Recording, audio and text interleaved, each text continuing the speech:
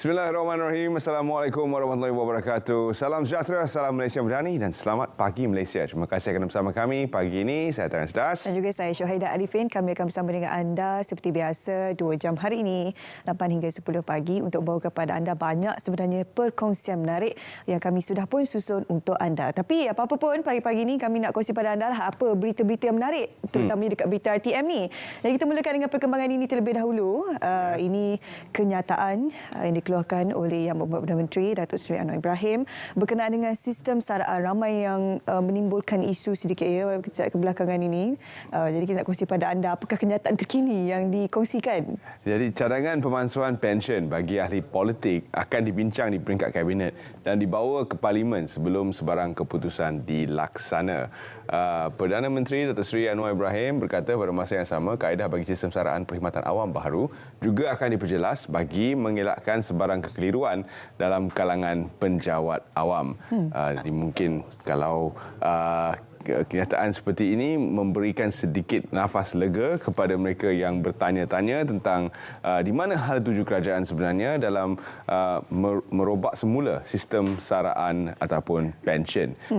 Jadi kepada kaki tangan kerajaan, bawa bertenang, anda tidak terlibat kerana ia adalah untuk pengambilan baru yang belum lagi menjadi sebahagian daripada tenaga kerja kaki tangan awam. Okey, daripada perkongsian berita ini kami nak kongsi pada anda berkenaan dengan kemasukan pelancong China dan juga India. Antara status terkininya di mana terdapat lonjakan antara 35% hingga 65% pada Disember 2023. Ini susulan daripada langkah pengecualian visa pelancong dari kedua-dua negara itu yang bermula pada 1 Disember lalu. Direkodkan sebanyak 168,000 pelancong China, manakala 84,000 pelancong daripada India. Dan kata Menteri Pelancongan, beliau optimis jumlah pelancong Cina mampu mencecah 7 juta orang tahun ini selain sasaran 1 juta pelancong segmen mesra Muslim. Wow, jadi ini menunjukkan satu peningkatan. Mana tidaknya dengan tiada visa, kita pun boleh pergi ke negara China dengan lebih mudah. Dan Yisang yang sedang anda lihat ini adalah unik kepada Malaysia dan Singapura sahaja. Jadi kalau warga Cina dari China yang datang ke Malaysia, mereka akan melihat dia suatu fenomena yang agak unik yang digunakan oleh masyarakat Cina untuk meraihkan ketibaan Tahun Baru Cina. Okey, ini berita seterusnya. Kita bawa anda terbang keluar negara seketika. Berita dunia yang melibatkan bantuan UNRWA di mana baru-baru ini ada tuduhan yang dilemparkan oleh rejim Zionis di mana mereka mengatakan sewaktu serangan pada 7 Oktober lalu juga melibatkan pekerja daripada UNRWA.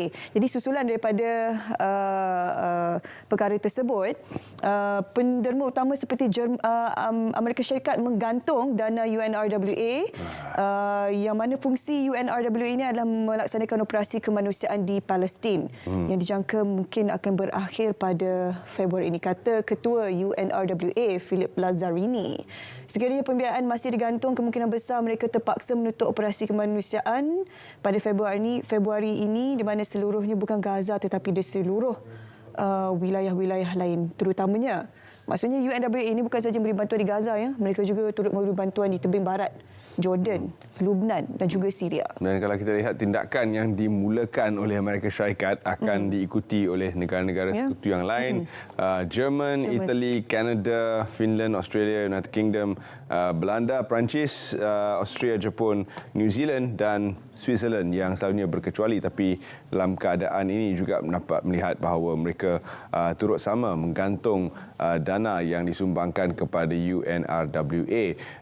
Jadi di sini tanda tanyanya apa yang boleh dilakukan rakyat Malaysia khususnya menderma kepada tabung-tabung yang tertentu yang boleh membantu rakyat Gaza sebenarnya yang sedang tertindas dengan pelbagai keadaan yang terus mencabar untuk mereka di sana.